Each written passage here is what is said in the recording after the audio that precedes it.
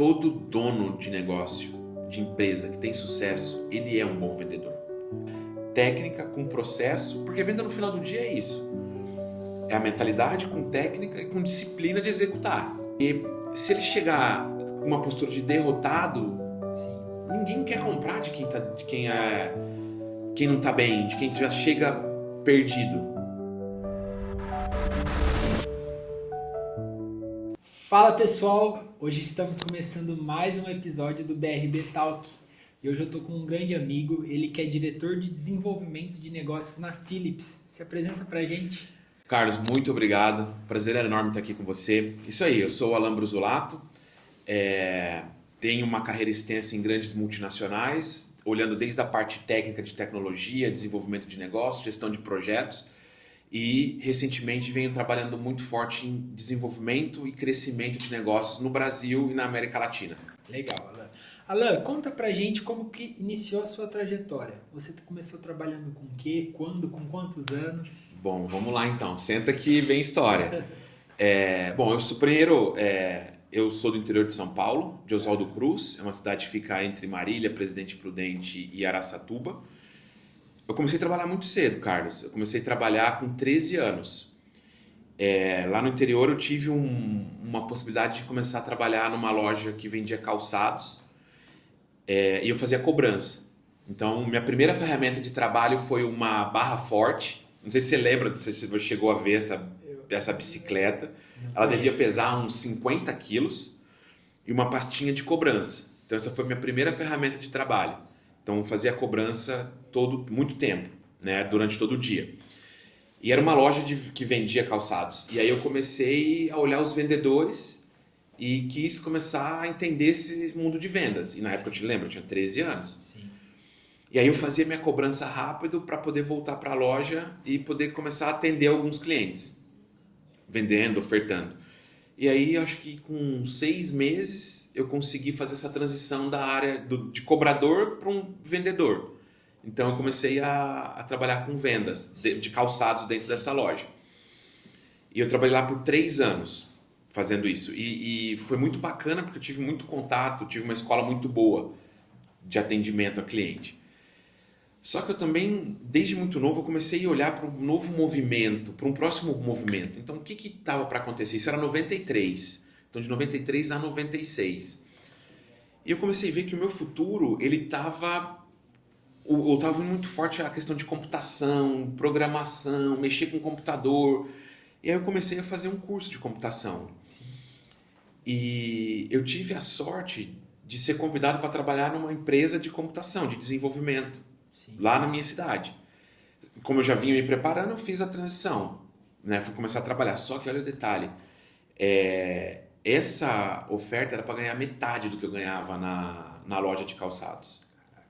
Então, falei, eu quero ir. Eu senti essa vontade de dar esse próximo passo e eu fui aprender a programar. Então lá eu fiz programa para hotel, para lojas, para tudo quanto é tipo de negócio. E teve um episódio muito interessante desse hotel que me marcou bastante. Eu fiz o sistema pro hotel só que sempre quando eu ia no hotel, eu ia na parte da tarde, porque já estava mais calmo. Não tinha a parte de check-out, já tinha os clientes já tinham ido embora, os hóspedes já tinham ido embora. E aí teve um dia que era umas 6 horas da manhã, tocou o telefone na minha casa e o hotel não estava funcionando. Parou de funcionar, não imprimia e tal. E aí, a hora que eu cheguei no hotel e eu vi aquele monte de hóspede, tudo em fila, esperando para o fechamento da conta para eu ir embora, e eu olhei para aquilo e falei assim, cara, o que eu faço é importante. Porque eu só programava e entregava um programa de computador. Mas só que quando eu vi o impacto que tinha nas pessoas, aquele programa que eu fazia, eu falei, é bacana isso que eu faço. Então, eu comecei a mexer rapidinho, eu consegui resolver. E os hóspedes começaram a ter o fechamento da conta e começaram a ir embora, né? E eu olhei e falei assim, cara, é isso que eu quero fazer. Isso que eu quero fazer pro resto da minha vida. Então, aí depois eu já estava com 16, 17, 18. Com 17 eu entrei na faculdade de computação. Legal. Me formei nessa área lá no interior. E depois em 2001 eu vim morar em São Paulo. E também estava um boom de tecnologia. muita oferta de trabalho, você podia trocar, assim, por dia eu recebia 2, 3 ofertas para mudar, então tava em ebulição o mercado ali. E desde aí eu comecei a trabalhar em empresas de tecnologias grandes, já com grandes impactos, né, empresas grandes.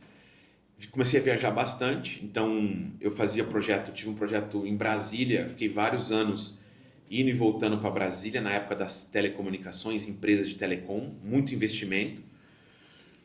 Sempre como desenvolvedor, depois mais como analista, consultor, e eu comecei de novo a ver um próximo passo. Um próximo passo é trabalhar com gestão de projetos. E aí eu comecei a fazer uma pós-graduação em gestão de projetos. Na USP, em São Paulo, quinzenal. Então eu viajava a semana inteira, chegava no final de semana, no sábado, eu passava o sábado estudando. E eu já fui me preparando para o próximo movimento.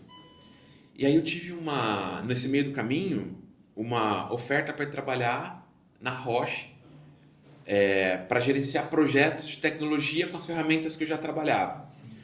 E é o que foi muito bacana na Roche, que eu comecei a ter uma oportunidade de trabalhar na América Latina, isso em 2004. Então, em 2004, final de 2004, eu já comecei a expandir o meu horizonte geograficamente e também profissionalmente, porque eu já tinha feito uma transição de programador para gestão de projetos. Sim. E aí eu trabalhei 3 anos aqui na América Latina viajando para os países aqui, então eu tive a oportunidade de conhecer muito. Então, Colômbia, México, Argentina, Chile, Uruguai, República Dominicana. Então, eu viajei muito na América Latina. E também eu ia muito para a Alemanha fazer cursos. Legal. E nesse meio tempo, eu conheci o pessoal da empresa que cuidava da Espanha. Espanha e Portugal. E aí, de novo, eu tive um convite para ir morar na Espanha, para cuidar dos projetos de Espanha e Portugal. E fiquei mais 3 anos, mais ou menos, lá, um pouquinho mais, morando na Europa. Legal. E eu sempre tive um vínculo muito forte com o Brasil e com o interior. Então, sempre que eu podia, sempre que eu tinha uma folga na agenda, eu vinha para cá. E foi nessas idas e vindas que eu acabei conhecendo a Natália, que é minha esposa. Então, ela estava terminando a faculdade e aí eu estava morando na Europa. Quando ela terminou a faculdade, ela foi para lá ficar comigo por um período. Ela teve a oportunidade de estudar, fazer mestrado lá também. E aí nós voltamos para o Brasil já em 2010, mais ou menos. Também para projetos de tecnologia grandes. Esse projeto aí eu comecei a trabalhar na Accenture, que é uma grande consultoria de tecnologia. Um projeto muito grande na Mercedes, caminhões. Então a gente implementou um sistema chamado SAP na Mercedes, 3 anos de projeto. E aí, de novo, se você for olhar o meu histórico, sempre eu tive convites para fazer a troca. Então, por alguém que trabalhou comigo em algum momento, que acabou me indicando para trabalhar numa outra empresa. E aí surgiu a oferta para eu trabalhar na Philips. E na Philips eu fui como gestor de projetos de sistemas para a América Latina. Sim. E aí eu fiquei na Philips durante 8 anos. E aqui acho que é um primeiro ponto importante, assim, né? Acho que de tudo que eu falei, um ponto interessante aqui é que você tem que estar sempre preparado para o próximo passo. Então, buscar conhecimento enquanto você não precisa ou enquanto você está vislumbrando o futuro. Então, está se preparando o tempo inteiro. E também ter um tempo nas empresas, por onde você passa, pelo trabalho que você está fazendo. Porque às vezes a gente tem muita pressa de crescer muito rápido e acaba queimando etapas. Sim. Então, geralmente o meu ciclo é de 4 anos. Quando eu olho para trás, cada 4 anos teve uma mudança, ou seja, dentro da empresa ou de empresa. Sim. Né? E na Philips eu fiquei por 8 anos. E dentro desses 8 anos, eu tive a oportunidade de fazer uma mudança. Uma mudança onde eu saí de tecnologia, da área de tecnologia, fui trabalhar na área de negócio, de transformação de negócio, já reportando direto para o presidente da Philips no Brasil. Projetos estratégicos. Então, como crescer a margem de lucro de uma determinada linha de produto. Sim. Fechamento de uma fábrica e abertura em outro lugar. Então, eu fui fazendo uma transição E eu tinha na minha cabeça que eu queria começar a trabalhar com vendas. E aí, nesse tempo, nessas conversas, então, por isso que é muito importante você ter a sua visão de futuro e conversar com a sua liderança, com seus gestores ou com o seu mentor para onde você quer, que caminho que você quer ir. Então, eu falava, ó, eu estou te ajudando com transformação, com melhoria de processo, mas eu quero ir para a área de vendas. E aí nós criamos um plano de 2 anos. Então, tá bom, você vai ficar comigo aqui 2 anos e nesse período eu vou te preparar para você fazer essa transição para a área comercial. Sim. Então, isso quer dizer, você vai começar a visitar clientes, você vai começar a ter contato com os clientes. Então, isso foi me preparando para esse movimento. E aí, na Philips, nesse período, eu cheguei numa posição comercial de arquiteto de negócios. Então, olha que interessante essa posição dentro de uma multinacional. O cliente, ele tem um problema e conecta muito com o que vocês fazem hoje com venda de serviço. Sim. O cliente traz um problema. Uma dor. Então, o primeiro caso que eu tive para resolver nessa posição, o cliente ele pediu para a gente, eu preciso de um equipamento de tomografia numa unidade do Tatuapé e tenho uma quantidade de dinheiro para pagar por mês durante 7 anos. Olha o problema que ele trouxe. Então, eu preciso de um equipamento numa unidade e eu tenho uma verba para já estar aprovada durante 7 anos. Sim. Então, a gente pega tudo isso e aí nós vamos olhar o que você precisa nessa sua unidade. Preciso fazer uma reforma do prédio, preciso comprar móveis, preciso ter o equipamento. Então, não é só o equipamento, só um produto. Era toda uma entrega da solução. E no final, toda essa venda tem que caber dentro do orçamento que ele deu, Sim. dentro do prazo que ele deu para pagar. Sim. E aí, obviamente, tem negociação. Né? Você consegue, de repente, reduzir o prazo de pagamento. Mas era uma posição onde vinha uma complexidade muito grande de negócio. De um problema grande, onde você tem que entender a dor e converter ela numa oferta. Sim. Então, isso me deu muita visão de negócio, porque a Philips ela tem a divisão de ultrassom, ressonância, tomografia, monitores multiparamétricos, aquele que fica beira-leito, e uma área muito grande de software. Sim. Tudo se conversa. Então, como que você olha para o teu portfólio inteiro e faz uma oferta para um hospital? Né? Já numa área de hospitais, que a Philips atua muito forte na área de hospitais. E depois de 1 ano e pouco nessa cadeira, eu tive a oportunidade de ir trabalhar na Amazon. Na Amazon Web Services, que é a área de tecnologia da Amazon, que vende softwares para a área... vende serviços em nuvem para todos os tipos de empresa. E na época eles estavam estruturando a área de vendas para a saúde. Então, a minha chegada, no princípio, foi para trazer um conhecimento da área de saúde, do negócio de saúde, e traduzir ele para a tecnologia. Então, basicamente, o trabalho era, vamos entender a dor, de novo, qual que é o problema que o cliente tem, que o hospital tem. Por exemplo, agendamento de paciente, agendamento de consulta. Então, eu preciso acelerar, eu preciso melhorar o meu processo de agendamento. Então, você vai, entende qual que é o problema, onde estão os gargalos do processo, e você traduz isso em tecnologia. Sim. Então, olhando para a minha carreira, eu fui fazendo essa transição para vendas.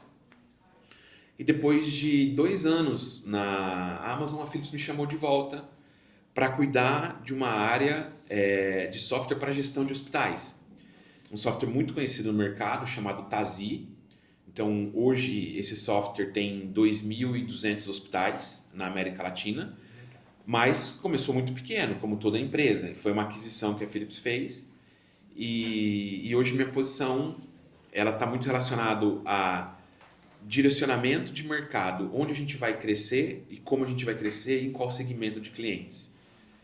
E aí por trás tem toda uma equipe comercial que faz as ofertas, uma fábrica com 800 pessoas que cuida de toda o desenvolvimento desse software. E hoje você lidera essas 800 pessoas? Hoje eu estou dentro da estrutura comercial, então tem uma fábrica de software que trabalha separado. Ah, entendi. Então tem um gestor que cuida de toda a fábrica. A minha posição está mais relacionada à parte comercial e desenvolvimento comercial do negócio. Entendi, Legal. E Alan, quando a gente pensa em Philips, eu acho que a primeira coisa que vem na cabeça das pessoas é televisão, rádio, né? Rádio não, mas caixa de som. A Philips, o que que é a Philips? O que que a Philips faz hoje? A Philips continua fazendo televisão ou é mais voltado realmente para o hospitalar aí que você comentou? Mais ou menos em 2008, a Philips começou um movimento estratégico onde ela entendeu que ela deveria ser uma empresa de saúde. Sim. Então, ela tinha muitas fábricas de televisão, de áudio, de lâmpadas. A Philips é conhecida globalmente por lâmpada, por fábrica de lâmpada. Sim. Então, ela começou um movimento de venda desses produtos, desse portfólio. Sim. E aí eu cheguei na Philips em 2013. Sim. Então, ela estava vendendo a parte de televisão, que era um business gigantesco, um negócio muito Sim. grande. Depois, eu tive a oportunidade de trabalhar num projeto de venda de lâmpadas automotivas. Então, ela tem um negócio muito grande de lâmpada para carro, que eu nem sabia quando eu cheguei, e lâmpadas gerais. Então, também foi grandes negócios vendidos globalmente. Sim. E depois vendeu a parte de batedeira, liquidificador mais recentemente. Então, com todas essas vendas, a Philips foi investindo, porque ela já é uma empresa de saúde dentro de um grande conglomerado de empresa. Ela já tinha um portfólio muito grande para a área de saúde. Sim. E ela veio fortalecendo, então fazendo aquisições de empresa da área de saúde, vendendo esses portfólios, porque tem uma competição por margem muito grande, né? A margem é pequena. Sim. Então, onde você tem maior margem para trabalhar, onde você pode realmente ter mais barreira de entrada, então na área de saúde, investindo em muita tecnologia e produtos de alta performance. Então, Sim. a Philips ela não é mais uma empresa de televisão, áudio e lâmpada, é uma empresa de saúde e muito software para a área de saúde. Entendi.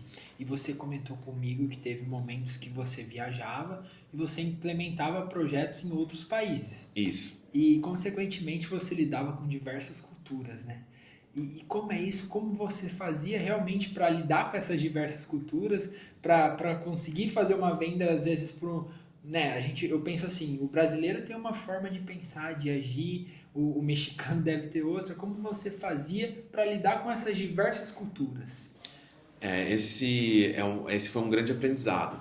Foi um grande aprendizado, porque realmente cada cultura tem o seu jeito de trabalhar. Tem uma respeita mais hierarquia, outro menos, outro é mais direto, outro é menos direto. Sim. Então tem culturas aqui na América Latina que você não consegue tirar um não da pessoa por nada. Ela vai sempre postergando e arrumando um jeito. Não, a gente vai ver na próxima semana. Mas também teve... hoje eu tive muito contato com a cultura aqui na América Latina, com a americana e com a europeia. Então são formas muito diferentes de trabalhar. Eu imagino. Muito diferente. Então a nossa cultura latina é uma cultura mais de proximidade. Eu quero conhecer, eu quero saber quem é a pessoa, eu quero pegar na mão, eu quero ter contato, né, com as pessoas. O americano é mais direto. Faz primeiro, vamos fazer, depois a gente vai arrumando. Sim. A cultura europeia, a cultura alemã, que eu tive bastante oportunidade de trabalhar, é uma cultura que demanda bastante planejamento. Sim. Então, você precisa ter um plano muito claro, um caminho muito direcionado e depois você executa. Sim. Então, isso muda muito, né, de cultura para cultura. Então, e aí tem muito um fator histórico. Quando eu fui morar na Espanha, eu cuidava dos projetos da Espanha e de Portugal. Sim. E tem alguns viés que você não entende, mas depois quando você vê na história que eram um mesmo país, separados por guerra, conquista, e tem, né, aí quando você olha para a Espanha, você tem a região da Catalunha, que é uma região que se considera autônoma da Espanha, mas é tudo pequenos reinos que foram se juntando. Então você tem que tentar entender qual que é a história que tem por trás para você poder realmente ajudar e ter sucesso. Sim. Porque não adianta você impor a sua forma de trabalho. Sim. Então você tem que conhecer como cada cultura trabalha e saber onde você aperta mais, onde você aperta menos. Sim. Porque isso é muito forte, né? Sim, eu imagino. E eu penso, Alan, porque hoje Até dentro, né, a gente só trabalha em território nacional e mesmo estando só dentro do Brasil, a gente atende empresas de diversas culturas e conseguir conciliar que cada uma você vai ter que ter um atendimento personalizado e deve ser extraordinária essa experiência que você viveu. E de tudo isso que você viveu, viajando para a Europa, América Latina, eu imagino que você deve ter viajado aí para quase todos os países fazendo negócios. Qual o grande aprendizado que você tirou de tudo isso? O grande aprendizado é que, de novo, não dá para tratar todo mundo da mesma forma. Eu venho de grandes multinacionais e as grandes multinacionais elas definem os planos globais e entregam para a gente executar nos países ou na região. Então, o grande aprendizado é que você precisa ter o plano, entender a visão, mas você vai ter muito sucesso se você tem como adaptar esse plano para a sua região, para o seu mercado. Isso vale para cá, vocês estão, né, para o interior de São Paulo, para quem está em Minas, para quem está no Sul, no Nordeste. É diferente. É diferente. Então, você precisa ter a estratégia, mas você não pode tratar todo mundo igual, porque não é, a realidade é diferente. Sim. E você tem que ter esse entendimento de que você não pode tratar todo mundo igual e realmente entender o comportamento de cada região e adaptar. Obviamente você vai ter meta, você vai ter objetivo, vai ter cliente, como eu comentei, que tem uma tendência em postergar uma tomada de decisão, que quer passar mais uma vez pela aprovação, e você tem que ter um pouco do jogo de cintura de puxar, de dar a direção, Sim. mas entender onde é o limite, até onde vai, até onde não vai. Sim. Então esse é um grande aprendizado. E Alan, aquele momento que você percebeu que você queria trabalhar com vendas, eu acho que foi uma virada de chave, porque vendas na minha visão, é o que pode levar uma empresa ao sucesso, mas é o que pode quebrar uma empresa. Eu acho que é um dos principais setores de uma empresa. E dentro do nosso negócio, vendas é um assunto delicado. Hoje tem muito pouco vendedor no mercado e muitas vezes os donos da empresa se veem no papel de que eles têm que fazer a parte comercial. Eu queria que você deixasse uma mensagem para a gente no sentido de qual o segredo da venda? Existe um segredo para a venda? Existe uma articulação? É lógico, além de entender a dor, qual ponto você acha essencial para que eu consiga fechar uma venda? Eu vou começar te falando que todo dono de negócio, de empresa que tem sucesso, ele é um bom vendedor. Começa por aí. Então ele tem que saber de pessoas. No final são pessoas comprando de pessoas, não interessa o tamanho da sua organização. Então não existe um segredo, eu não entendo como segredo. Você tem algumas partes que é mentalidade, você tem que ter a cabeça olhando para esse negócio, você tem que ter técnicas, tem que se desenvolver. Sim. Então venda é técnica, você tem que saber técnica. Eu não acredito na venda do vendedor fanfarrão, do vendedor bonachão, que é amigão de todo mundo. Sim. Até tem uma passagem curiosa, quando eu recebi o convite para ir trabalhar na Amazon, o líder, né, do Brasil me ligou, falou, cara, eu quero que você venha aqui trabalhar com vendas. A minha primeira reação com ele foi o seguinte, cara, mas eu não sou, acho que, o vendedor que você precisa, porque eu não sou o estereótipo do vendedor, a minha venda é uma venda diferente, e eu não tinha conforto ali, né? E eu também, talvez uma falta de confiança. Eu falei assim, não, cara, eu conheço o trabalho que você está fazendo e o tipo de vendas que eu quero que seja feita aqui na empresa é o tipo de venda que você está olhando. Uma venda técnica, com processo, porque venda no final do dia é isso. É a mentalidade com técnica e com disciplina de executar. Sim. Né? Então, na minha visão, não tem um tiro, não tem uma bala de prata. O segredo é focar em prospectar, Sim. olhar para o mercado e ofertar o seu produto, aparecer com o seu produto. Porque se você não oferta, ninguém sabe que você tem, ninguém... Exatamente. Né? Quem Então, não é visto não é lembrado. Quem não é visto não é lembrado. E voltando ao seu ponto ali, a vendas, a área de vendas, independente se é uma grande empresa, uma empresa pequena ou média, é onde tem a maior chance da pessoa mudar de vida. Sim. É onde tem, porque a minha vida foi transformada quando eu comecei a entender que vendas é onde você entrega o que você tem de melhor para o seu cliente e resolve um problema dele. Então, eu comecei a ganhar mais dinheiro, eu comecei a poder acessar lugares que eu não tinha depois que eu comecei a trabalhar com vendas. Sim. Abrir minha cabeça, me colocar em mesas, me colocar em momentos que quando eu estava fazendo um trabalho muito bom dentro da empresa, eu não tinha visibilidade. Sim. Né? Então, passa por isso. O dono sim precisa vender. Ele precisa saber de venda, ele precisa saber de cliente, ele precisa gostar do cliente. Sim. Porque é o que você falou, se a venda não acontece, não tem empresa. Não tem lucro, Não tem lucro, caixa. não tem caixa. Então, uma das coisas que eu tenho falado bastante e tenho me dedicado aqui é: primeiro vende e depois você estrutura. Ou primeiro progresso e depois ordem. Porque é muito comum a gente ver as empresas investindo tempo em estruturar processo, estruturar fábrica, estruturar tudo para trás, menos vender. E você fica adiando o trabalho de vendas. Sim. Você fica adiando pegar o telefone e ligar, você fica adiando a visita. Então tudo é desculpa para você não vender. Sim. E aí a gente começa a entrar numa questão que vender é sobre tomar não. E aí a gente tem que começar aí, quando eu falo a mentalidade, é entender que o não que a gente toma não é um não pra gente. Não é um não pessoal, é um não pro negócio, para aquele momento. Sim. Né? Então, até tem um estudo, que eu não lembro direito a origem, mas o não, ele o ser humano percebe o não como você colocar o dedo na tomada, um choque que você toma na tomada. Sim. Então você coloca o dedo na tomada, você toma um choque, te causa um efeito. Quando você toma um não de um cliente, o efeito no ser humano é o mesmo. Então imagina o cara, a pessoa que está ali tomando não o tempo inteiro, a resiliência, a força que ela tem que ter mentalmente para buscar o próximo não. Sim. Então, é um exercício que você tem que estar muito bem.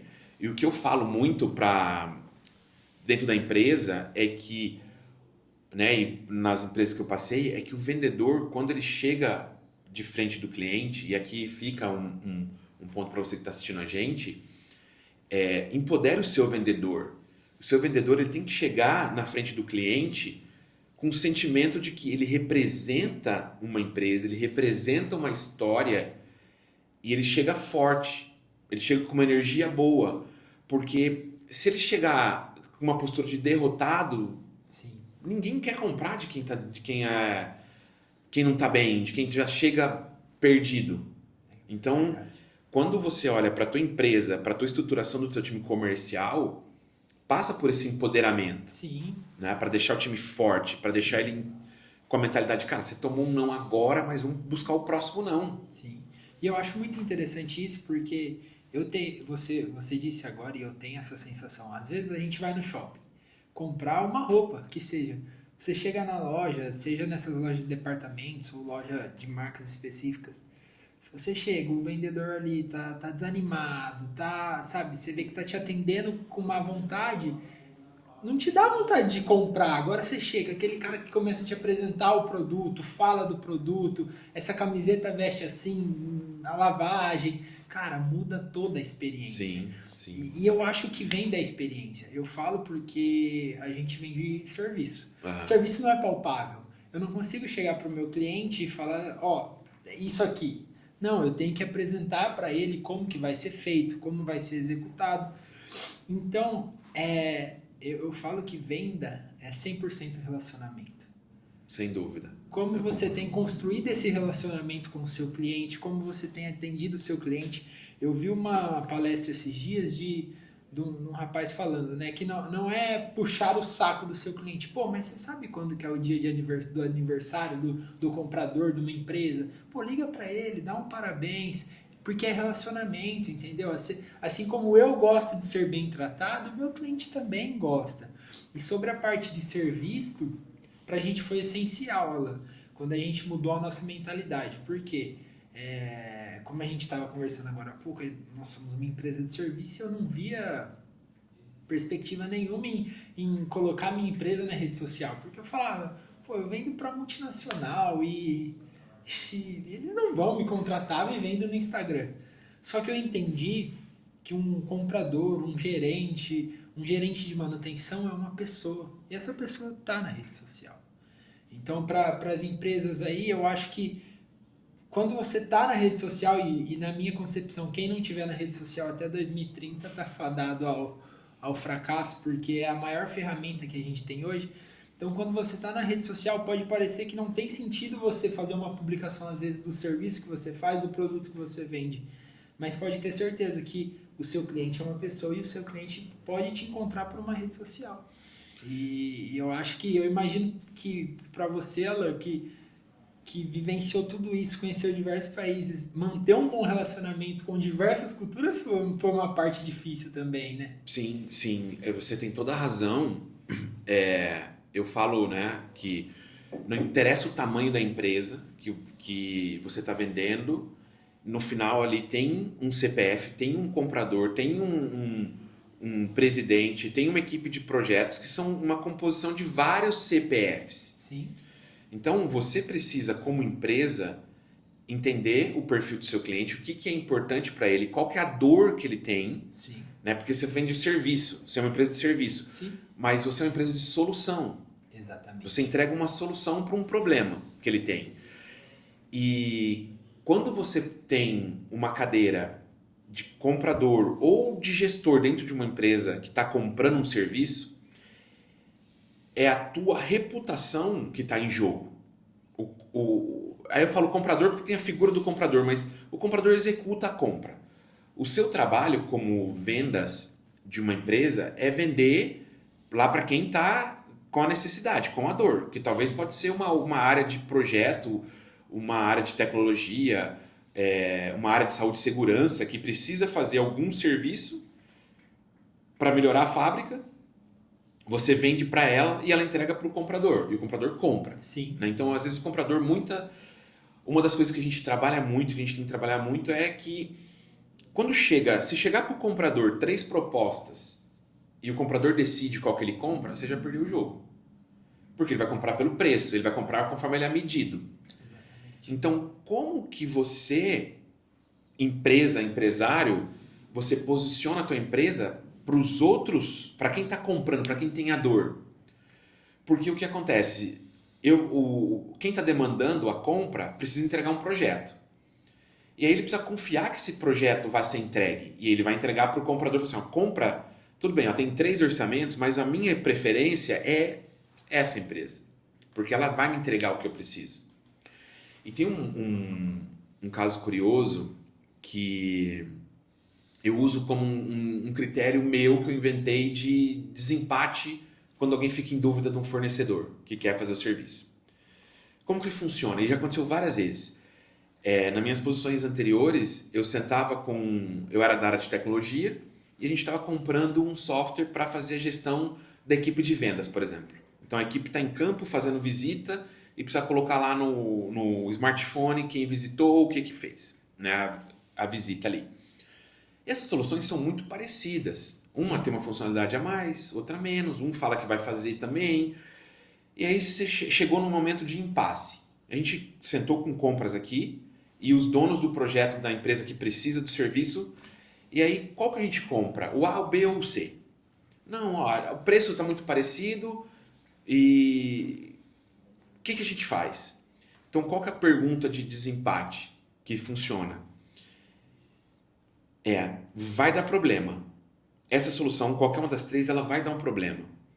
Para quem você quer ligar a hora que der o problema? Quem de todos, porque até aí é que você falou, é percepção. Porque eu não sei, né? Eu olhei o histórico, eu entendi, mas não dá para saber se vai me atender. Sim. Mas para quem que você quer ligar na hora que der o problema? E aí, é unânime. Isso que é interessante, Júnior, que todo mundo fala, o fornecedor B. Pronto, decidimos.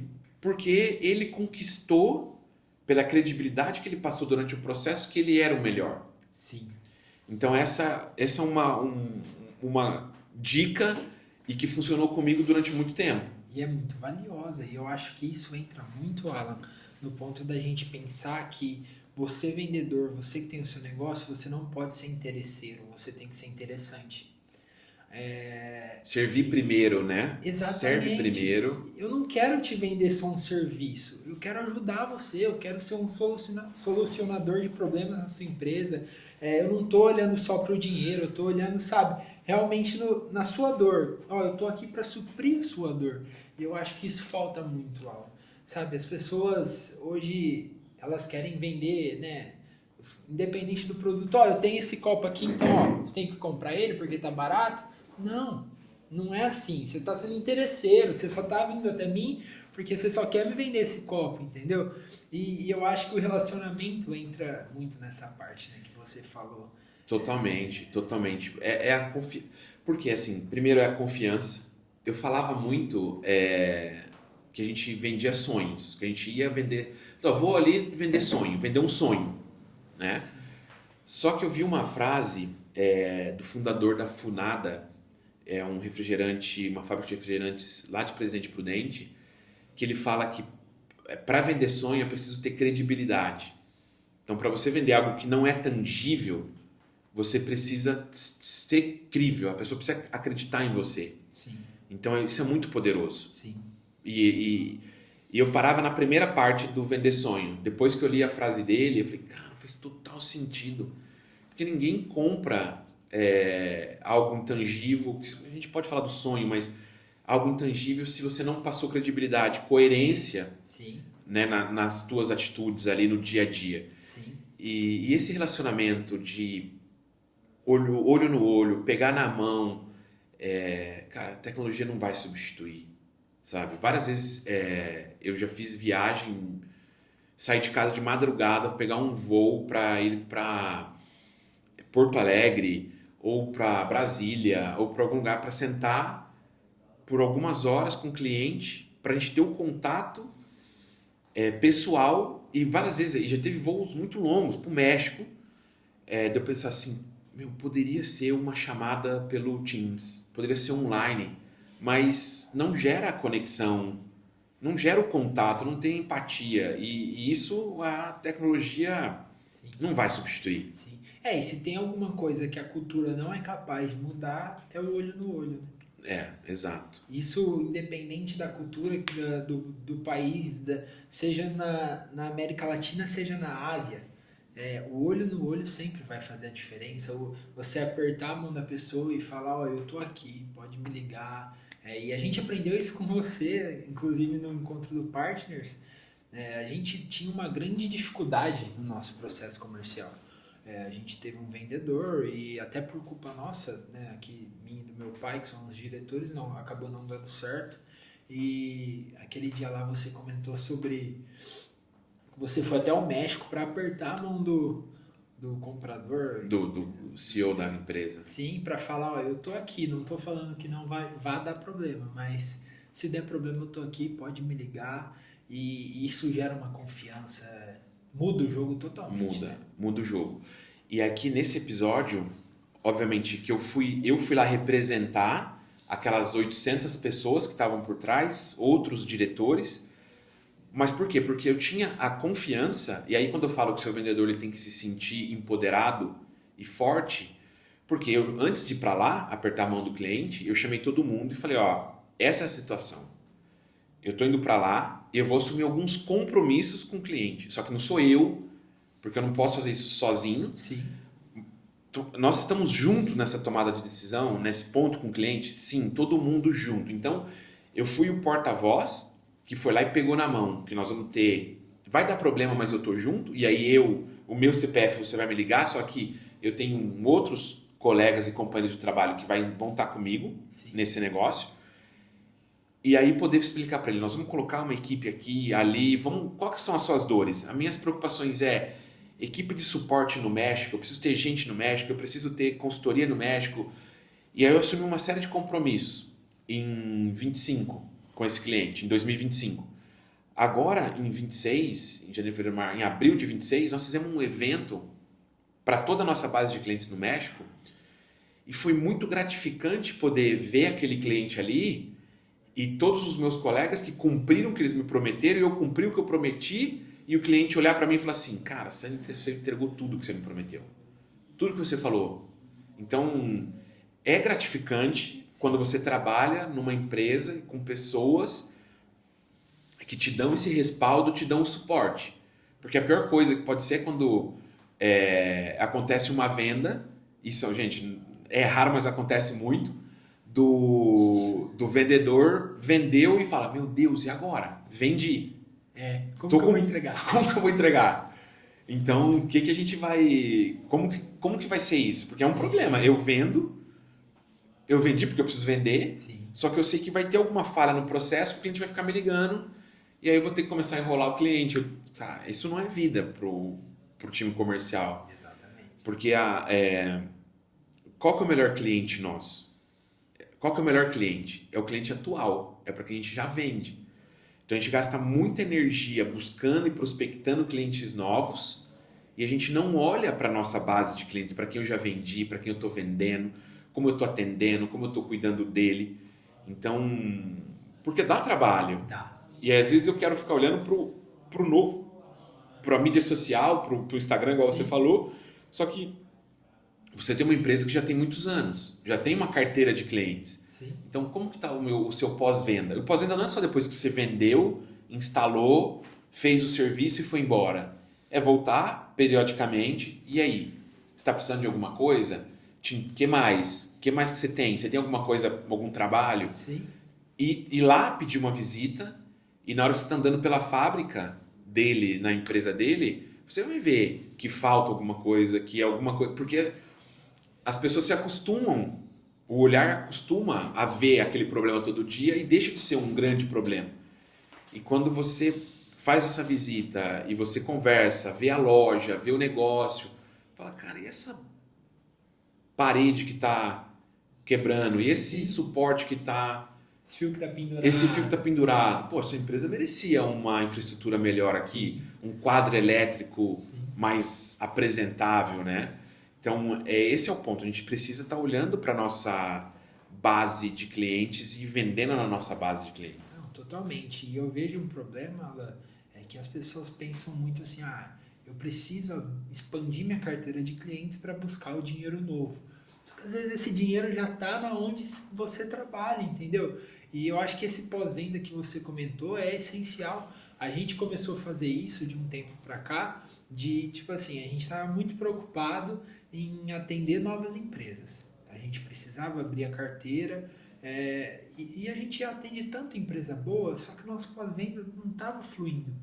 Alan, em questão assim de 1 ou 2 semanas que a gente mudou a tratativa com essas empresas, a gente recebeu tanto pedido que eu fiquei assim, surpreso. Porque é isso, mudamos o relacionamento, mudamos a tratativa. Eu tô aqui, você tá precisando dessa melhoria? Eu faço. Minha equipe já tá aqui, vamos facilitar. E o dinheiro novo, às vezes, está no seu cliente atual mesmo. Exato, tem tanto dinheiro no teu... Se você olhar, pegar o seu WhatsApp, ou o WhatsApp do teu time, a gente pode apostar aqui, tem um monte de resposta que talvez não foi dada para o cliente. Tem dinheiro no nosso e-mail, uma proposta que eu não fiz um follow-up, que eu só mandei, que eu não voltei. Sim. Então, assim, a gente precisa olhar para a nossa base de clientes atual e entender como eu consigo ajudar esses clientes que eu já ajudei. Porque você já prestou o serviço, ele já te conhece.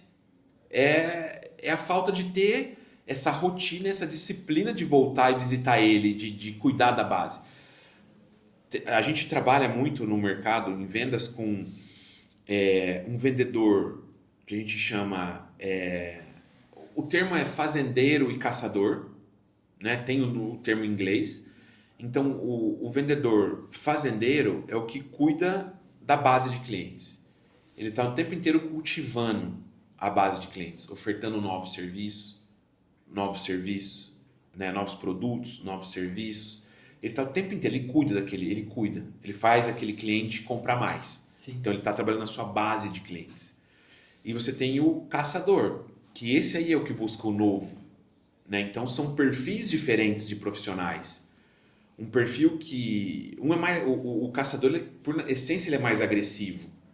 é o que está olhando um negócio novo, que tem que ter uma conversa com um cliente diferente, mais desafiador, de provar que a empresa é boa e caçar novos clientes. Então você tem que ter um equilíbrio e aí você tem que ter esse entendimento. Quanto hoje do teu negócio é dessa venda da base e quanto é do novo? Porque você está plantando e florescendo e o outro você está colhendo o que você plantou. Sim. E o outro você está plantando. Sim. Então esse está olhando para o futuro, é a próxima venda, é a próxima curva. Sim. E aí dependendo do teu negócio, você tem mais rotatividade ou menos de cliente, né, que a gente chama de churn. Então, eventualmente eu tenho cliente que para de comprar, que vai para outro lugar, que acaba, ou que muda, ou que não precisa mais. Mas como que eu tenho uma força de trabalho olhando para essa base de clientes? Só trabalho com base. E outro grupo de vendedores que trabalha com novos clientes. São maneiras de comissionar diferente, incentivos comerciais diferentes. Totalmente. Né? Então, e precisa ter os dois. Sim. E precisa ter os dois. E o que a gente vê é muitas empresas negligenciando vendas. Né? Então, é o que sofre as vendas. O cliente compra, ele não vende. Sim. Ele não está vendendo. Então, como que a gente equilibra isso? E o primeiro ponto para o empresário e para quem está ouvindo a gente é: você está olhando com intencionalidade esse seu time de vendas, seu time comercial, essa estrutura do seu time comercial? Ou está vivendo da glória do passado, esperando a próxima venda chegar? Sim. Né? E Alan, você comentou um ponto que para mim é essencial, que é sobre o seu time comercial, que quando você foi lá, você conversou com eles e eles seguraram o rojão também ali. E eu falo, né? Falo não, e eu tenho certeza que isso é resultado de uma cultura muito bem fortalecida dentro do negócio. E tem até um vídeo meu que está para sair, que é onde eu falo que o faturamento sustenta a empresa e a cultura sustenta o crescimento. Eu queria que você explicasse para a gente a importância realmente de ter essa cultura fortalecida, essa cultura forte, e se você acha que realmente isso faz total diferença nas empresas. Faz total diferença nas empresas, total. Quando a gente olha para as empresas centenárias, empresas que estão mais de 100 anos, 130, tem empresas de 160 anos, tem empresas, né, que vão além disso. Elas vêm de uma cultura de negócio muito forte, de princípios e valores muito claros. Então, cliente, como você cuida do cliente, como você cuida das pessoas e o que você tolera e o que você não tolera dentro da tua empresa.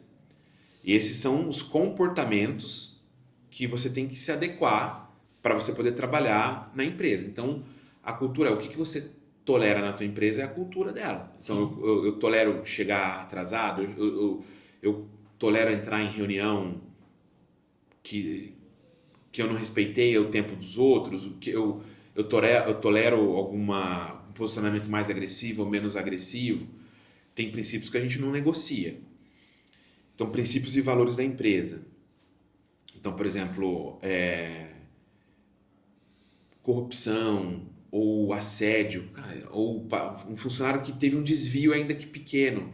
Se você aceita um desvio de conduta pequeno, de um roubo, um pequeno roubo de uma ferramenta, por exemplo, que você tem aqui, você está dando uma mensagem da sua cultura para os outros funcionários, que você tolera isso. Né? Então, o primeiro bloco é esse que norteia todas as empresas, os princípios e valores de negócio, o que pode e o que não pode fazer. E aí você tem que ser, como empresário, o guardião desses princípios e valores da empresa. E ser duro com isso. Quando a gente olha para a área comercial, você começa a traduzir esses princípios e valores para metas de vendas, grandes metas da empresa, e depois você quebra isso por equipe, por time comercial. Então, qual que é a tua cultura de meta de time comercial? Você não bate a meta, tá tudo bem? Você não bate a meta no mês, você não bate a meta no segundo mês, no terceiro mês. O que você tolera como cultura da tua empresa? Tá tudo bem? Tá tudo bem, tá tudo bem, então não reclama. Sim. Então, esse ambiente de grandes multinacionais, de empresas que estão em crescimento acelerado, tem uma cultura de venda, de batimento de meta muito sério. Então, e aí você tem, obviamente, a bonificação do time comercial, atrelada a essa venda, mas a cultura e aí? Falta 15 dias para bater, fechar o mês ou fechar o trimestre, a gente tem um gap de vendas aqui de 30% ainda. Sim. O que nós vamos fazer? Como que vai ser? Cadê o plano de ação? Sim. Então, a qualidade da minha vida dentro das empresas está muito relacionado ao atingimento de meta. Se você está bem, entregou um trimestre bem, você tem mais um trimestre de vida que você vai trabalhar bem. Se no primeiro mês do trimestre você já não entregou, você começa. Qual que é o plano de ação? Como que você vai fazer? E aí você tem que dosar essa pressão para os seus times comerciais, para a sua equipe comercial, porque eles também têm que entregar um plano deles, eles têm que estar comprometidos com a meta da empresa. Sim. Porque a meta deriva uma série de coisas dentro da empresa. Então, eu assumo uma quantidade de meta, eu tenho quantidade de funcionários que eu preciso manter, e se eu começo a não entregar a meta de venda, não entrego a receita, se eu não entrego a receita, eu não tenho caixa, se eu não tenho caixa, eu não pago as pessoas e também não devolvo dinheiro para o meu acionista. Sim. Então, a cultura de vendas nas empresas, ela tem que ser muito séria. Sim. E muito respeitada. Sim. Então, e quem está em vendas, cara, não tem um mimimi de não quero ser pressionado. A essência do trabalho em vendas é uma pressão de buscar a venda, de buscar o não para chegar no sim, no tão sonhado sim e converter as vendas. Obviamente, você vai, dependendo da complexidade do seu negócio, você tem vendas com ciclo de venda maior ou menor. Então, vendas, a gente vê muito, e aí no teu segmento, provavelmente, não é um processo que você consegue, a pessoa te liga, fecha na hora. É o orçamento, passa por uma aprovação interna. Então, você tem que entender o teu ciclo de venda. Então, para eu vender, eu tenho um ciclo de venda, vendas, por exemplo, de 8 meses. Média. Mas eu tenho um negócio que vai 1 ano e meio, tem negócios muito grandes que vão 2 anos para fechar. Sim. Só que qual que é a grande importância disso? É entender, dentro do teu processo de venda, o teu ciclo e as suas fases de venda. Porque não adianta eu querer botar uma pressão no vendedor se ele ainda não apresentou o produto, se ele não teve a reunião com o decisor, se está só numa fase inicial. Então eu tenho que entender tudo isso. E eu preciso ter no meu funil de vendas, venda em diferentes estágios para eu conseguir nutrir o topo do funil, o meio do funil, a boca aqui do funil para sair a venda. E aí eu consigo botar energia certa, na pressão certa e no time correto. Então também tem, quando a gente fala sobre previsibilidade de vendas, um ponto muito importante que é assim, por exemplo, eu assumo um compromisso contigo que no mês de junho eu vou te entregar 1 milhão em vendas. Sim. Né? Ou a minha meta é 1 milhão em vendas. Sim. Quando eu olho para todos os negócios que estão na minha mão, quanto que eu tenho de negócio na mão hoje? Cara, pode ser que eu tenha 800 mil. Cara, já estou te falando, não vou conseguir entregar 1 milhão. Só que não quer dizer que tá certo. Quer dizer que eu deveria, para te entregar 1 milhão, eu deveria ter 3 milhões em orçamentos rodando no mercado, porque eu já entendi o meu ciclo, já sei qual que é a minha taxa de fechamento, e o mercado, no geral, fala que você precisa ter pelo menos 3 vezes o seu funil, a sua meta em funil. Então, se eu tenho que entregar 1 milhão, eu deveria ter pelo menos 3 de negócio rodando, para eu poder puxar, para poder fechar a venda. Porque uma coisa vai escapar. Eu acho que vou fechar 200 mil de um cliente e o cliente, a agenda dele não é a mesma agenda que a minha.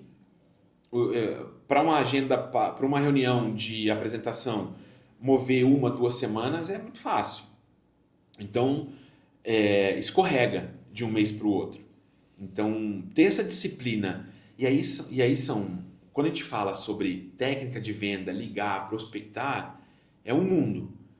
Só que a gestão comercial do funil, do tamanho do funil, das fases, aí é outra habilidade, é outra guerra que o gestor comercial precisa ter e precisa entender.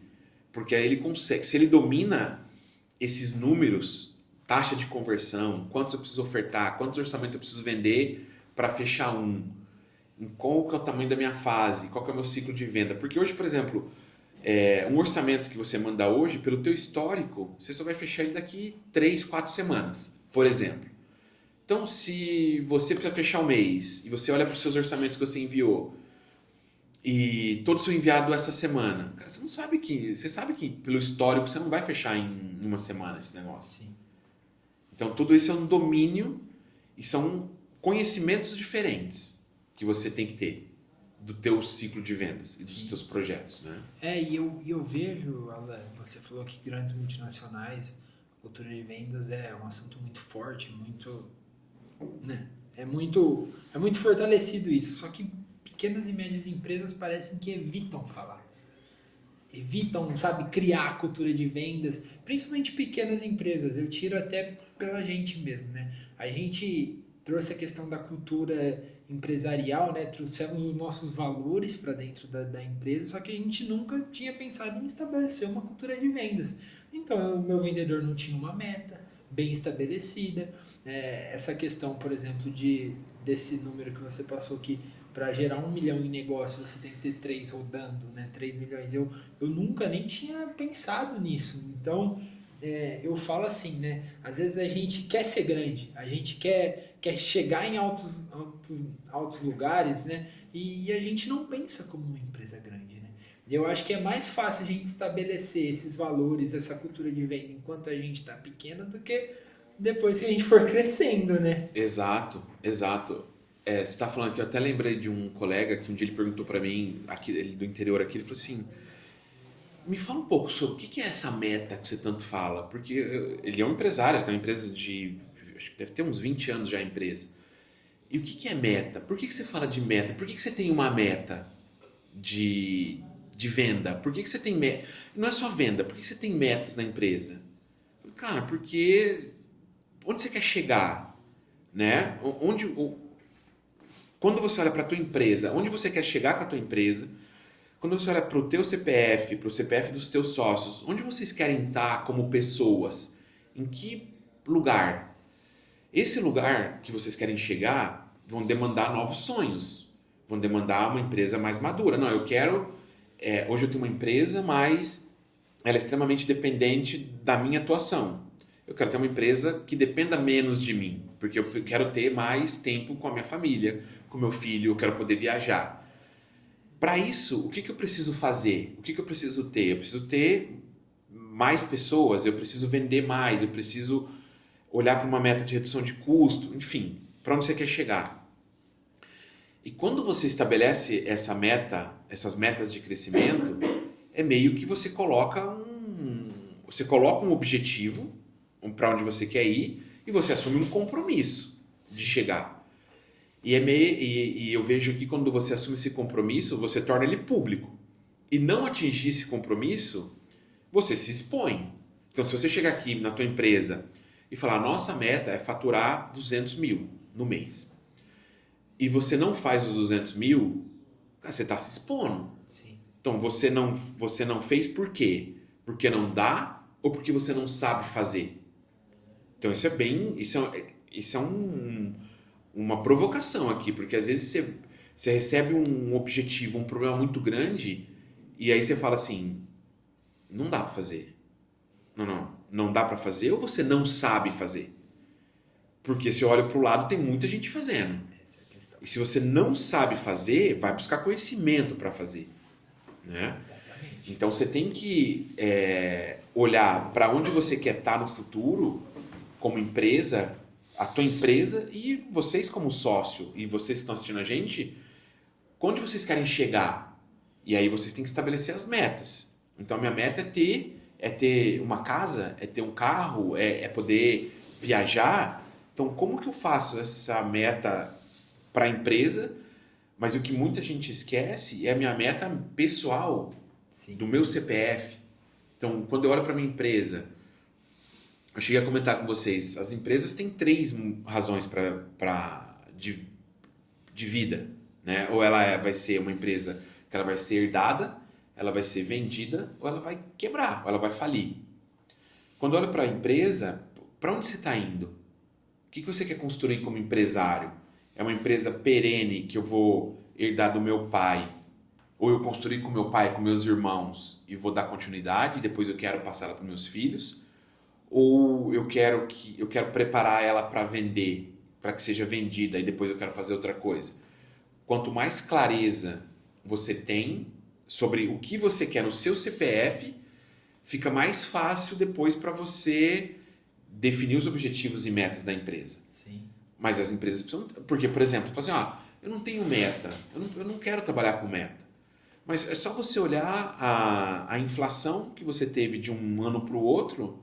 Cara, se você crescer a inflação, você já está empatando, você já está perdendo, na verdade. Porque você tem que ter o crescimento tem que ser inflação mais um percentual de crescimento.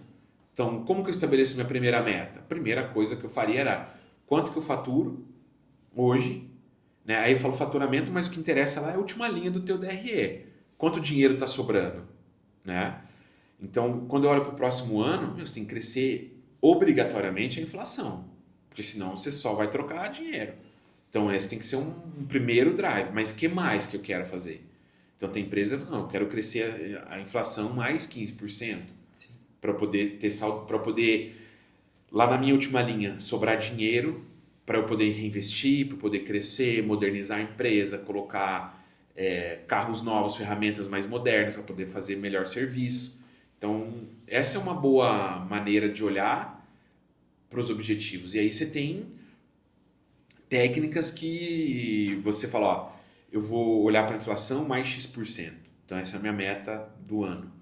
E aí tem empresas que vão lá e falam assim, não, mas você precisa entregar mais. E aí tem uma ambição. Sim. E aí você trabalha para entregar... O que você faz? Você olha para a ambição, como você faz um plano para entregar a meta, e você faz um plano para entregar a ambição. O que eu preciso de capacidade de gente, de pessoas, de produto, de conhecimento para chegar na meta e para passar a meta? Sim. Né? Para me ajudar. Sim. E aí você começa a trabalhar de trás para frente. Eu preciso ter gente mais capacitada. Para eu vender mais, eu vou precisar, talvez, eventualmente, trazer alguém que já saiba vender serviço para a indústria.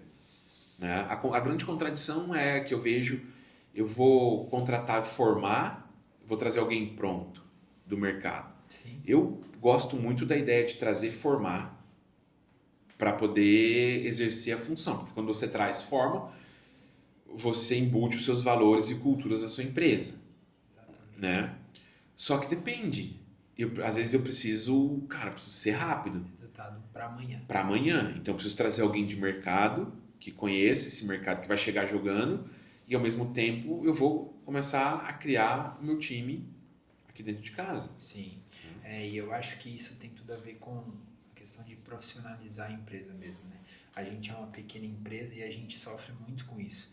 Muito se fala hoje do CPF fraco, CNPJ forte, e eu vejo que tem os dois extremos. Tem o cara que ele tem o CNPJ super forte, o CPF dele é fraco, e quando eu penso em CPF fraco, não penso só em dinheiro. O cara, às vezes, ele não tá de bem com a família dele, espiritualmente tá mal e a saúde também tá ruim. Já tem o cara que tá com o CPF super forte e o CNPJ ele joga lá embaixo, tudo que é dinheiro que entra ele tira.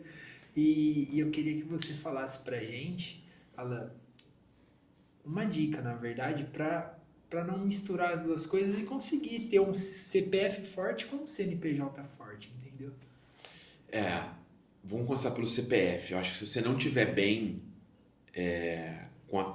com você, né? Então, primeiro é cuidar da sua saúde, né? Primeiro é cuidar da sua saúde, cuidar da sua mentalidade, porque se você não tem saúde, cara, você vai gastar o dinheiro para as outras coisas. Então, o primeiro ponto é quais são os seus valores? E o primeiro você tem que começar, você precisa pensar em você, como empresário, como empresária, você tem que se cuidar.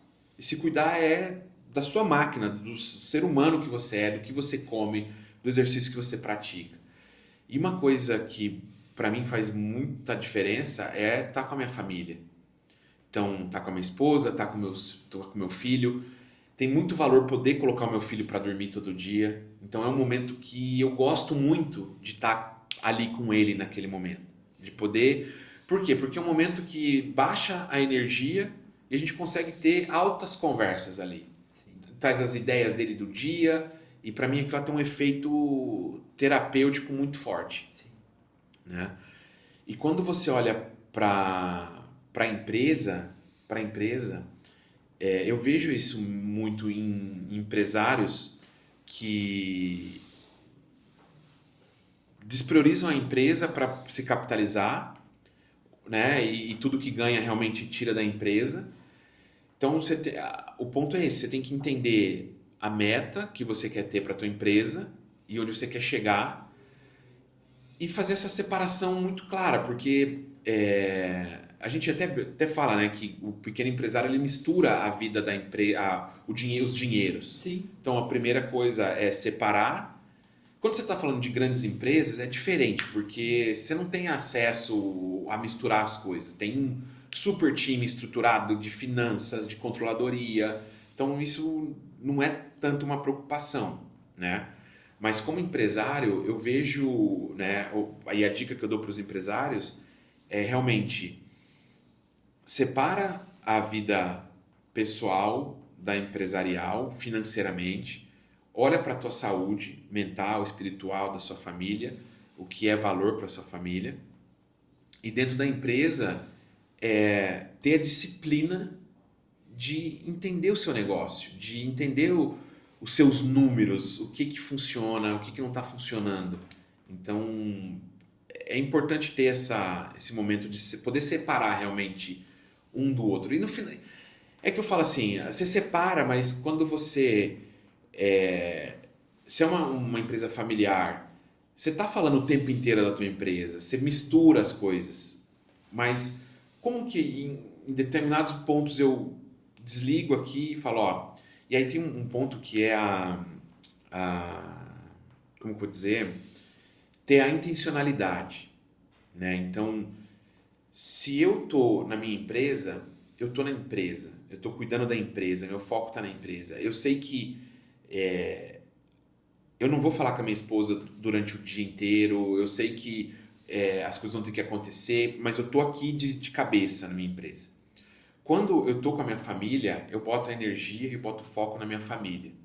Então eu cuido do meu filho, eu vou passar o sábado de manhã com ele, ao domingo visitando o familiar, a minha mãe, o meu sogro, e aí desconecta, porque eu faço uma analogia quando a gente está girando os pratinhos da nossa vida. Né? Lembra aquele pratinho do circo que a gente tem que ficar girando?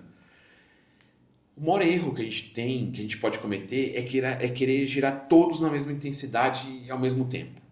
Não dá, não dá. Um prato vai cair, ou um prato vai ficar um pouco mais fraco, porque você está priorizando o outro prato. Então, o grande segredo para mim do equilíbrio é o equilíbrio intencional, é o equilíbrio que você bota foco. Agora eu tô aqui no podcast contigo e o mundo tá girando. Sim. O WhatsApp tá muita coisa, mas eu tô aqui e a minha presença tá aqui. A hora que eu sair daqui, eu vou botar o meu foco no meu trabalho, nas outras coisas que eu tenho que fazer.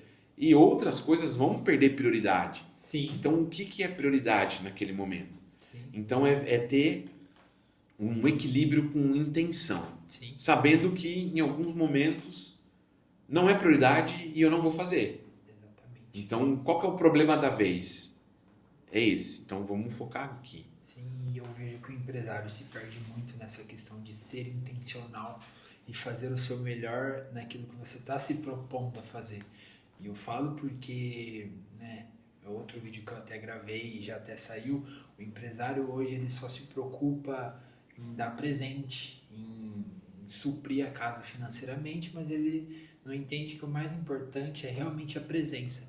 E presença não é só estar, mas é estar ali ouvindo, prestando atenção. É que nem a gente está aqui no podcast, que nem você falou. Eu imagino que deve ter 1 milhão de coisas acontecendo, 1 milhão de pessoas precisando de você, e você está aqui intencionalmente dando o seu melhor. Então, né, eu acho que é uma dica que todo empresário tem que ouvir, dê o seu melhor, né, em tudo aquilo que você for fazer. Então, você está dentro da sua empresa, seja intencional com seus colaboradores, com seus clientes, mas a partir do momento que você estiver em casa, entenda que a sua prioridade é a sua família. Exato, exato. E você falou palavra que é muito forte, que é presença. Você está presente. Porque o nosso mundo hoje que a gente vive, é muito normal você entrar para conversar, a gente está falando sobre clientes aqui, mas é muito normal você entrar para conversar com uma pessoa e ela tá ou no computador ou no celular. Então, uma provocação que eu faço aqui e pra gente aqui é: esteja presente e dê o exemplo. Então, cara, eu tô aqui, é o nosso tempo, você vai ter 30 minutos comigo. Então, nada mais importa. É você, eu e você aqui. Então, você que é empresário, nós que estamos em cadeiras de liderança nas empresas, comece por você dando um exemplo. Então, assim, eu entro na reunião, eu já não pego o meu celular, eu nem levo. Sim. E eu tenho, assim, eu costumo fazer eu tenho várias oportunidades de almoçar com algumas pessoas e um hábito que eu tenho é, se a gente vai ficar aqui 1 hora, eu pego o meu celular, deixo na mochila e coloco 1 hora do tempo ali. Então a gente está conversando e eu não fico olhando mensagem, pegando. Porque se você, como líder da tua organização, você chega e você é o primeiro a ficar no celular, você é o primeiro a estar conversando e estar com o notebook aberto, olha o exemplo que você está dando para os seus liderados. Então, se você está com o seu cliente, numa visita, numa conversa, foca no seu cliente.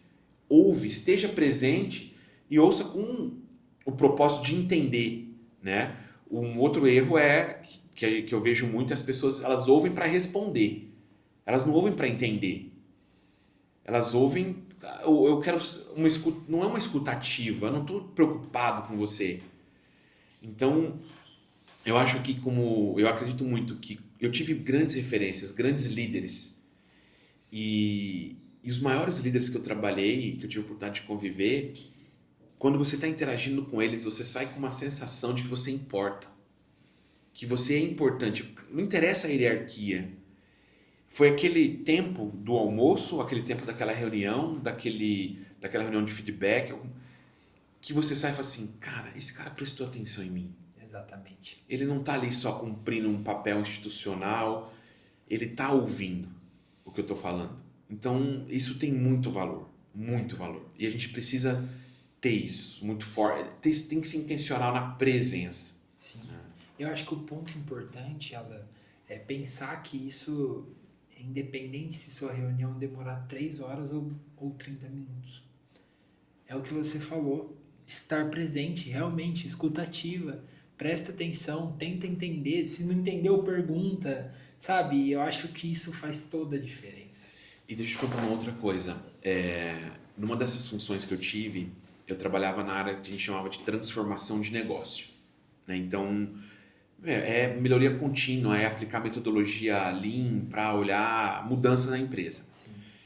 E todo o rolo que tinha de grandes problemas e problemas vinha para mim e para o meu time para a gente aplicar uma metodologia e conseguir pegar um grande problema e separar em problemas menores, enfim, ajudar as equipes a resolver os seus problemas. Mas tinha uma parte super interessante, isso aconteceu várias vezes, de eu estar chegando na empresa e vem uma pessoa de encontro comigo, assim, cara, eu tô com um problema, preciso de ajuda. E eu tô entrando na empresa, isso não aconteceu nenhuma nem 2 vezes. Entrando na empresa assim, eu tenho 10 minutos, vamos tomar um café? E aí eu entrava com a minha mala e a gente parava na frente da máquina do café. Você me conta o seu problema. E a pessoa começava a falar. E eu ouvindo, tomando café, ouvindo. Depois de 10 minutos, a pessoa olhava para mim e falou assim, cara, já sei o que eu tenho que fazer. É isso. Eu falei, é isso. Eu não fiz nada. Eu só ouvi. Porque quando a pessoa fala, ela exercita, ela explica para ela o problema e algo que ela via que era muito grande, cara, não era muito grande. Não era um problema pequeno que ela conseguiu. Só que ela não tinha ninguém parando para ouvir o problema dela, para explicar. E às vezes tinha coisas que assim, você fazia uma intervenção pontual, era um parafusinho que você apertava. E ela já sabe o que tem que fazer. E a experiência me fala que me ensinou que a maioria dos problemas que as pessoas te trazem, elas já têm a solução. Elas só precisam ter calma e tempo para poder pensar um pouco diferente. Porque elas já têm, a solução já está dentro dela. Sim. E não para. E uma coisa que funciona muito para mim de manhã eu tenho um ritual de correr de manhã e é a minha terapia essa corrida de manhã. Sim. Porque é uma hora onde eu organizo as minhas ideias, onde eu converso comigo e eu até brinco que e quando eu tô com muita coisa para pensar, eu não consigo correr, porque acho que todo o oxigênio vai pro cérebro. Sim. Mas aí eu saio com o problema do meu dia todo resolvido. É impressionante.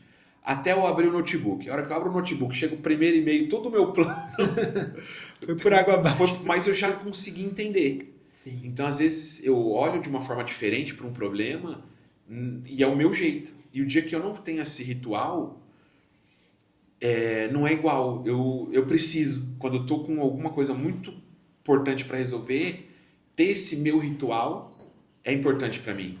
Sim. E aí a pergunta que fica aqui para você e para quem está assistindo a gente quais são os seus rituais? Que ritual que você tem pessoal do seu dia? E que ritual você tem na tua empresa? Porque uma empresa é feita de rituais. Sim.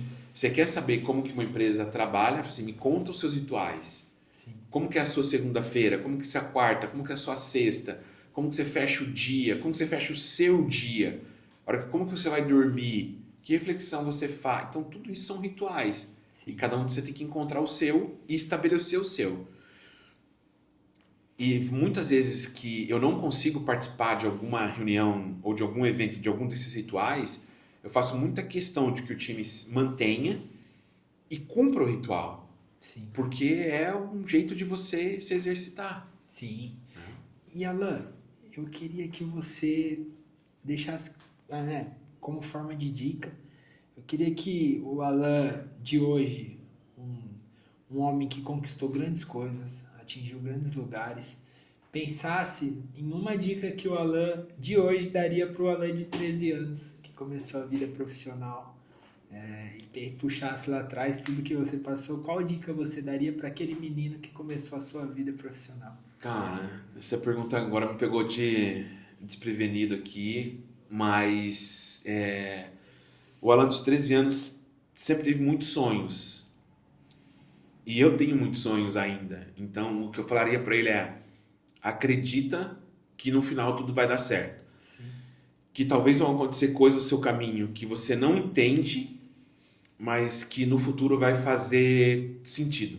Sim. Então, acho que um ponto principal é esse. Acredita que tudo que você está passando, tudo que você está vivendo, tem um bem maior que vai ser bom. Sim. Cara, eu queria te parabenizar por tudo que você conquistou, por tudo que você, por estar aqui hoje, pela aula de vida que você deu pra gente. Acho que para quem está assistindo é muito mais do que uma aula de empreendedorismo, é muito mais do que uma aula de vendas, é uma aula de vida. Conhecer uma pessoa igual você, que eu conheci no Partners, em um treinamento, e aí eu acho que é importante ressaltar a questão de ambiente. Aonde você tem frequentado? Quem são as pessoas que você tem escutado? E eu conheci você lá no Partners, e para mim é uma grande honra ter você aqui hoje. Obrigado. Eu aprendi muito com você, a gente conversou durante, acredito que 1 hora, um pouco mais, e para mim eu acho que, eu falo que eu ganhei uns 5 anos para frente aí, Que bom. só de dica que você passou, e de novo eu quero te parabenizar por tudo que você construiu, por tudo que você vem construindo, e eu tenho certeza que você vai alcançar o que você quiser. E muito obrigado, foi uma honra. Obrigado, foi cara. Um prazer. Obrigado. Obrigado e... eu só queria falar um último ponto aqui. Muito obrigado pelo convite. E eu queria falar, olhando aqui para vocês, terem muito respeito por todas as pessoas que cruzam o caminho de vocês. Porque hoje, quando a gente está numa posição de liderança, tem muitas pessoas que querem ter acesso a nós, querem explicar suas ideias, e muitas vezes a gente não tem tempo ou a gente não prioriza essas pessoas. Então, a minha dica final aqui é que respeitem as pessoas quando você está subindo, você está no momento de subida, porque no momento de descida você vai encontrar todas elas. Então, se você não cuidou das suas relações, ninguém vai te estender a mão, ninguém vai querer você perto. Então, respeitem as pessoas E a gente está de passagem nessa vida, então é muito curta. Vamos valorizar cada um e cada ser humano que cruza o nosso caminho.